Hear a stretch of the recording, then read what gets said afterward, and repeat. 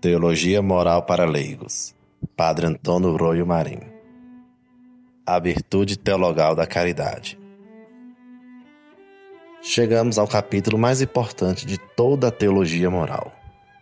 A caridade é a virtude cristã por excelência, o fim da própria lei e o vínculo de toda a perfeição. O próprio Cristo nos diz no Evangelho que a caridade constitui o primeiro e o maior de todos os mandamentos, e que dela depende toda a lei e os profetas.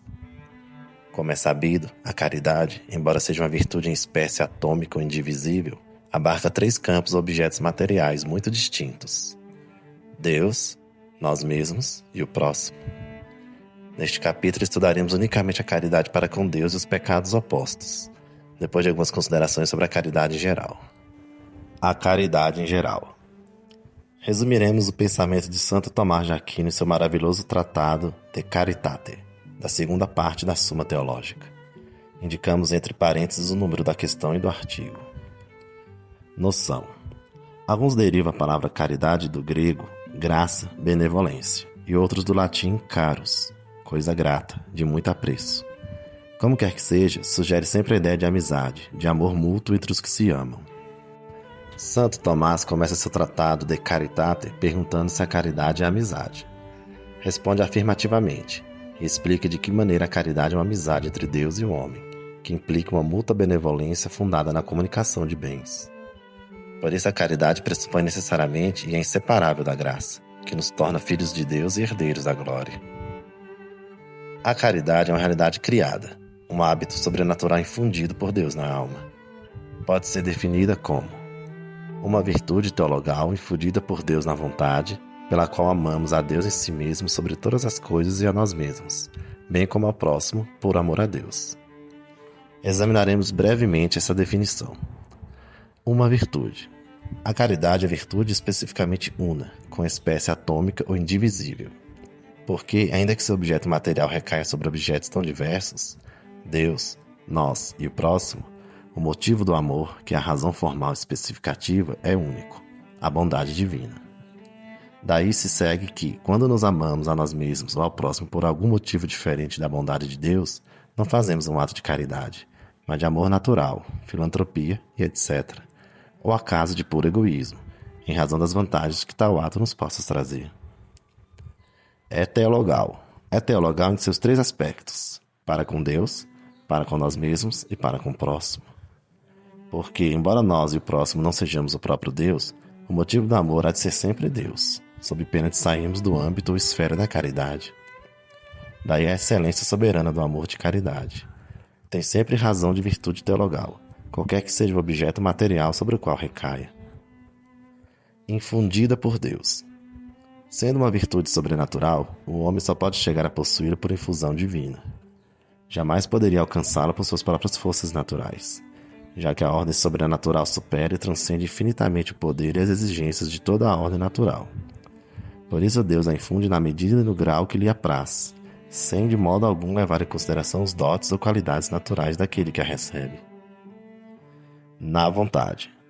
É o sujeito no qual reside imediatamente a caridade como hábito infuso, já que se trata de um movimento de amor para com o sumo bem, e o amor e o bem constituem o ato e o objeto da vontade, pela qual amamos a Deus.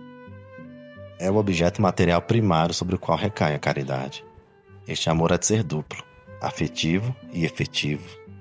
O primeiro consiste na explícita tendência da vontade em direção a Deus mediante o exercício dos atos de amor. O segundo coincide com o cumprimento da vontade de Deus e com a observância de seus divinos mandamentos. Em si mesmo, é o objeto formal da caridade. Porém, o objeto formal é duplo. O aspecto fundamental com que se visa o objeto material, formal, e o objeto pela qual é visado. O primeiro é Deus como sumo bem em si mesmo e como nosso fim último.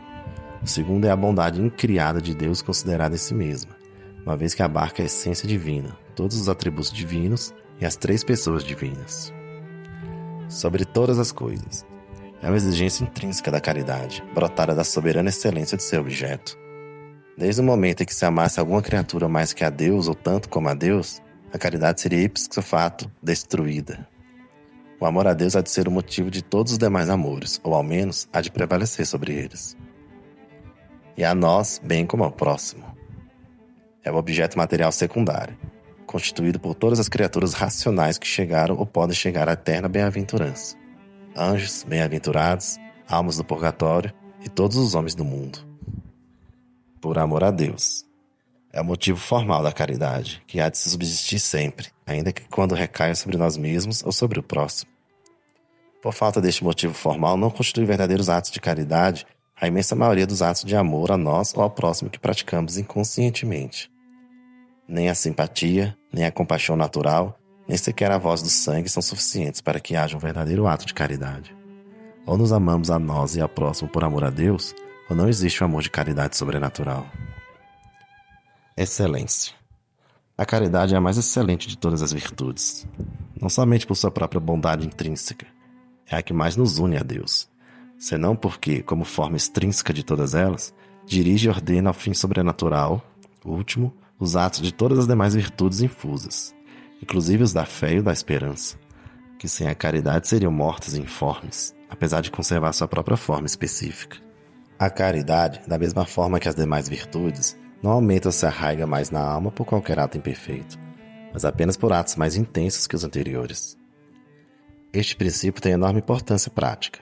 O crescimento da caridade e, por conseguinte, da perfeição cristã, que consiste especialmente na perfeição da caridade, é impossível por meio de atos tíbios ou imperfeitos. Somente o amor a Deus cada vez mais intenso pode conduzir a alma até o ápice da perfeição, do que se deduzem claramente as seguintes consequências práticas. Vale mais um ato intenso que 1000 atos tíbios ou imperfeitos. Um justo perfeito agrada mais a Deus que muitos tíbios ou imperfeitos. A conversão de um pecador a uma grande perfeição agrada mais a Deus e o glorifica mais que a conversão de muitos pecadores a uma vida tíbia e imperfeita. A caridade não pode encontrar limite em seu crescimento e desenvolvimento nesta vida, porque, por muito que cresça e se desenvolva, jamais poderá esgotar a amabilidade infinita de Deus, nem a capacidade obediencial da alma, que pode aumentar indefinidamente a intensidade de seu amor. Não é cabível falar, por conseguinte, em uma perfeição absoluta da caridade aqui na Terra, já que sempre pode crescer ou desenvolver-se mais. Outra coisa será na pátria celeste. A alma terá chegado definitivamente ao término de sua carreira, e seu grau de caridade permanecerá eternamente o mesmo, sem que se possa aumentar nem diminuir. Efeitos da caridade. O ato principal da caridade é o amor. Dele derivam-se alguns efeitos admiráveis, internos e externos. Os internos são 3. A fruição espiritual de Deus, que pode se conciliar com alguma tristeza, uma vez que não gozamos ainda da perfeita posse de Deus, que nos será dada pela visão beatífica. A paz, ou seja, a tranquilidade da ordem, que resulta da concórdia de nossos desejos e apetites, unificados pela caridade e ordenados por ela a Deus. A misericórdia, que é uma virtude especial, fruto da caridade, ainda que distinta dela, que nos inclina a compadecer-nos das misérias e das desgraças do próximo, considerando-os de certo modo como próprias, uma vez que contrista o nosso irmão e uma vez que podemos, ademais, ver-nos a nós mesmos em semelhante estado. É a virtude por excelência de quanto se refere ao próximo, e o próprio Deus manifesta em grau sumo sua onipotência, compadecendo-se misericordiosamente de nossos males e remediando a nossas necessidades. Os externos são 3. A beneficência, a esmola e a correção fraterna, que estudaremos a falar da caridade para com o próximo. Pecados opostos à caridade para com Deus. Além dos pecados de omissão contra o preceito afirmativo do amor a Deus, existem 3 pecados opostos diretamente à caridade para com Deus: o ódio a Deus, a assídia e o amor desordenado às criaturas. Primeiro, o ódio a Deus. É absolutamente o primeiro e o maior de todos os pecados que se podem cometer, porque a gravidade de uma culpa se mede pelo grau de aversão a Deus, que é máxima no pecado de ódio a Deus, porquanto, em tal pecado, a aversão a Deus se dá diretamente e por si, ao passo que nos demais pecados a aversão a Deus se dá tão somente de maneira indireta. Por isso, o ódio a Deus é também o maior dos pecados contra o Espírito Santo que se podem cometer, ainda que, como adverte Santo Tomás, não seja enumerado entre as espécies de pecados contra o Espírito Santo, porque o ódio a Deus é encontrado em todas as espécies dessa classe de pecados. Mais que uma de suas espécies, é como o gênero que as abarca todas.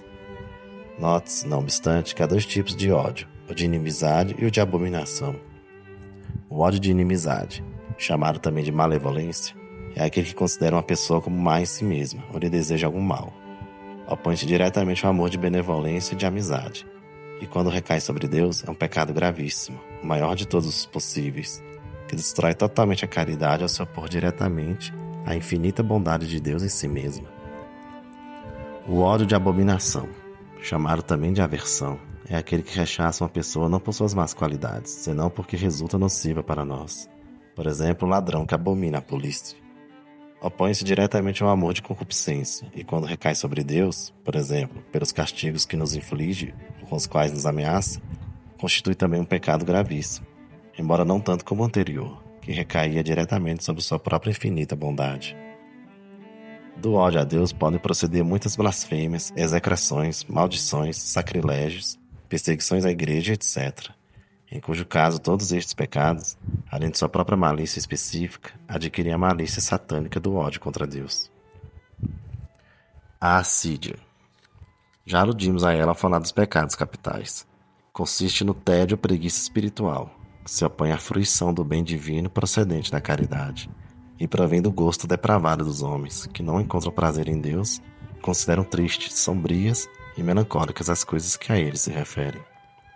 Quando não se trata de uma simples tentação ou estado involuntário de abatimento e desânimo, mas de uma positiva e voluntária resistência às coisas divinas, constitui um grave pecado contra a caridade para com Deus.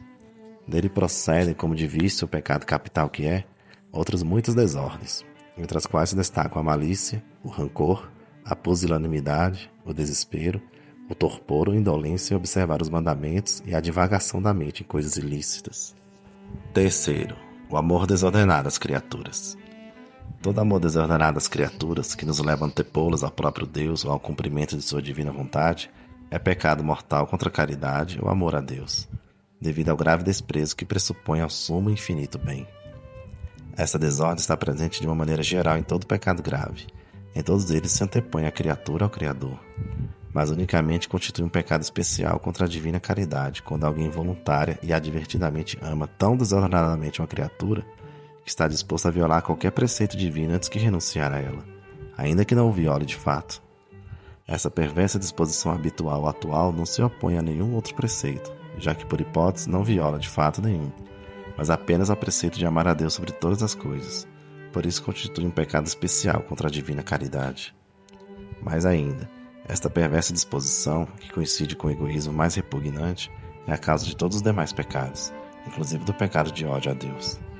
Porque se o homem não se amasse desordenadamente a si mesmo e às criaturas, jamais decidiria ofender a Deus violando a sua santa lei. E uma vez violada, a recordação do castigo divino que ameaça o desventurado pecador pode levá-lo até o ódio de abominação contra Deus.